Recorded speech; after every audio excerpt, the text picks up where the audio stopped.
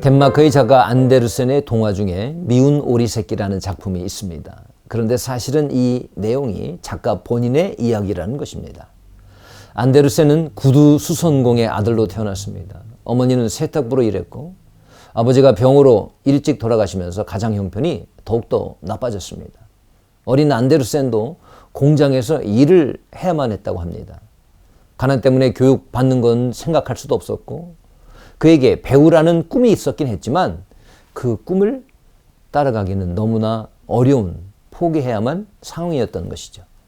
늘 외톨이로 그리고 절망 가운데 살아갈 수밖에 없을 그때 그를 지탱해 준 것은 가난한 어머니로부터 물려받은 루터교 신앙이었답니다. 신앙 가운데 절망하지 않고 꿋꿋이 살아가자 평생의 은인이 나타납니다. 요나스 콜린이라는 사람을 만나게 되죠. 그 사람이 바로 안데르센의 묻힌 재능을 찾아주게 됩니다. 그리고 그의 도움으로 대학 공부까지 하게 되었답니다. 대학 시절부터 열심히 글을 썼는데 그 글의 내용이 뭐냐? 자기와 같은 그런 절망의 아이들에게 꿈과 희망을 주는 그런 내용이었다는 것입니다.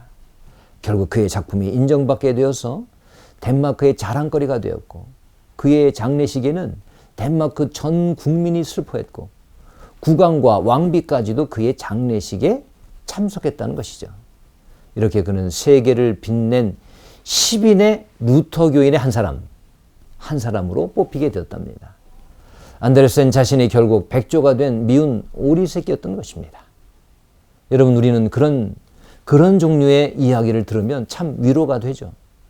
왜냐? 이 세상은 꼭 배경 좋게 태어나고 좋은 환경을 가진 사람들만 살아가는 곳은 아니라는 사실을 우리가 발견하고 우리가 거기에서 위로를 받게 되기 때문입니다. 미운 오리 새끼와 같은 외톨이에게도 기회는 있으니까 말입니다. 그런데 감사하게도 성경을 보면 백조가 된 미운 오리 새끼들의 이야기가 너무나 많습니다. 예를 들면 사무엘상 2장의 한나도 한때는 미운 오리 새끼였습니다. 남편인 엘가나의 또 다른 아내 분인나로부터 마치 미운 오리 새끼처럼 괴롭힘과 미움과 조롱을 당하죠. 때로는 그것이 너무나 어려워서 힘들어서 심히 격분되어서 울며 식사도 못할 정도였다고 성경에 기록하고 있습니다. 이때 남편의 위로가 소용도 없습니다. 도움이 되지 않습니다. 더구나 자신의 괴로움을 하나님 앞에 성전에 나아가 토로하는데 제사장은 또 술 취한 여자로 오해를 합니다. 얼마나 억울했을까요? 하지만 하나님은 결국 그의 기도를 들어주셨습니다. 이스라엘의 위대한 인물인 사무엘을 낳게 하셨습니다.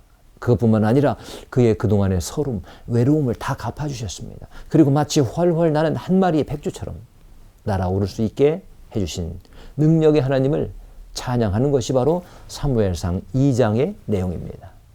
여호와로 말미암아 자신의 뿔이 높아졌고 줄이던 자를 더 이상 줄이지 않게 하시며 전에 임신하지 못하던 자를 7을 낳게 하셨고 많은 자녀를 둔 자는 쇠약하도다. 바로 그의 인생의 역전현상을 찬양시로 읊은 것입니다. 이 기도문은 단순히 한나 개인에만 국한된 기도가 아니라 당시에 약하고 억울한 많은 사람들의 기도이기도 했던 것입니다. 그리고 들으시고 응답해 주시는 하나님에 대한 모든 사람의 찬양인 것입니다. 우리 하나님은 당신의 자녀의 억울함을 다 기억하십니다. 하나님의 신실하심을 믿고 참고 인내한 자에게는 꼭 응답하시는 하나님이십니다. 가족에게 버림받고 나라에 버림받고 혼자 떠돌며 눈물로 밤을 지새던 다윗과 같은 처지에 혹시 그런 처지에 있는 분 안 계십니까? 조금만 참으시기 바랍니다. 곧 하나님은 대역전극을 펼쳐주실 것입니다. 모세와 같이 인적 드문 광야에서 홀로 양을 치는 것과 같은 상황에 계신 분이 있다면 좀 더 인내하시기 바랍니다. 훨훨 나는 백조와 같은 모세로 다윗으로 역전시켜 주실 줄 믿습니다. 더구나 마지막 날에는 어디에서 볼 수도 없는 대역전극이 펼쳐질 것입니다. 세상에서 멸시천대 받던 사람들, 그 모든 사람들이 흰 세마포를 입고 우리 주님을 맞을 것입니다.